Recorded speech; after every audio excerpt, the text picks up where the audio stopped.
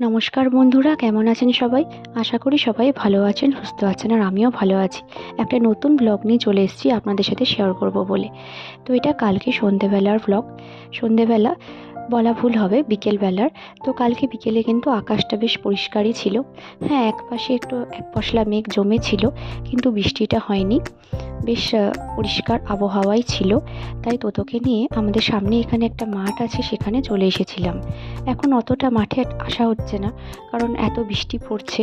তো মাঝে যখনই একটু রোদ উঠছে, পরিষ্কার আবহাওয়া থাকছে, তখনই কিন্তু একটু বিকেলে নিয়ে ওকে বেরোতে পারছি। নাহলে সারাদিন ঘরে ওরও ভালো লাগে না, একটু খোলামেলা পরিবেশ পেলে ওরও কিন্তু খুব ভালো লাগে। এখনও তো ওকে স্কুলে ভর্তি করিনি, সারাদিন ঘরেই থাকে, একটু বোরও হয়ে যায়।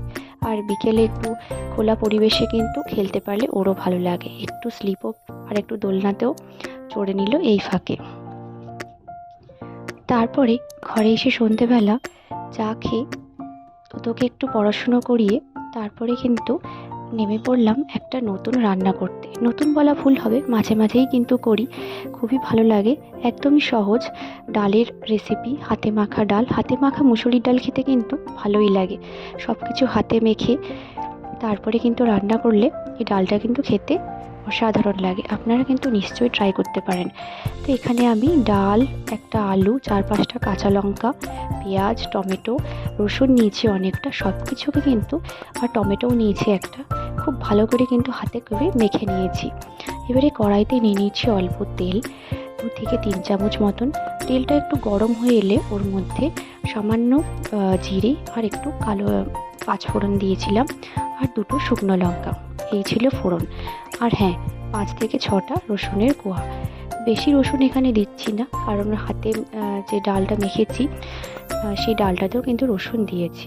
তো এই ফোড়ন দিয়ে কিন্তু একটু রসুনটা ভাজছি, তো রসুনের গন্ধটা আসে। এরপরে কিন্তু ডালটা দিয়ে একটু ভালো করে কিন্তু 2 থেকে 3 মিনিট মতন নাড়িয়ে নিয়েছিলাম। মিশে যাতে একটু ভাজা ভাজা হয়ে যায়, তাহলে টেস্টটা ভালো আসবে। তারপরে কিন্তু ওই পরিমাণ মতো নুন, হলুদ, জিরে গুঁড়ো দিয়ে খুব ভালো করে মাখিয়ে তারপরে কিন্তু জল দিয়েছিলাম। তোতো কিন্তু ডাল খেতে পছন্দ করে, রুটি দিয়ে কিন্তু ও ডালটাই বেশি পছন্দ করে, নাহলে কিন্তু ওর ভালো লাগে না।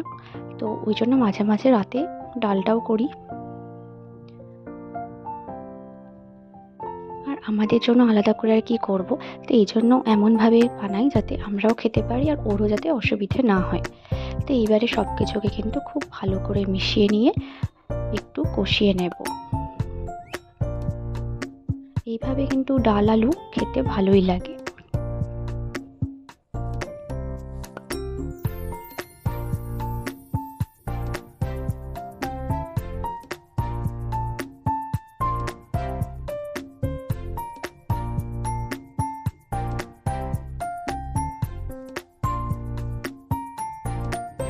এবারে হাফ মগ মতন জল দিয়ে দিচ্ছি। জল দিয়ে ভালো করে নাড়াচাড়া করে একটু প্রথমে ফ্লেমটা বাড়িয়ে নিয়ে ডালটা ফুটে গেলে তারপরে কিন্তু 10 মিনিট মতন লো বা মিডিয়াম ফ্লেমে রান্না করলেই কিন্তু এই সহজ ডালের রেসিপিটা কিন্তু তৈরি হয়ে যাবে। রুটি দিয়ে বা গরম ভাতের সাথে কিন্তু খেতে অসাধারণ লাগে। এই ছোট্ট ব্লগটা ভালো লাগলে ভিডিওটিকে লাইক করে চ্যানেলটিকে সাবস্ক্রাইব করে পাশে থাকবেন। আরও অনেক নিত্য নতুন ভিডিও নিয়ে আপনাদের সাথে শেয়ার করব। আর নামাবার আগে সামান্য একটু ঘি দিয়ে দিয়েছিলাম, তাহলে টেস্টটা আরও বেশ ভালো বের হয়ে আসে, আর গন্ধটাও কিন্তু ভালো বেরোয়। এই ছিল আজকের ব্লগ। যদি ভালো লাগে অবশ্যই কিন্তু কমেন্ট করে জানাবেন আর লাইক করবেন। দেখা হচ্ছে পরের ব্লগে। ধন্যবাদ।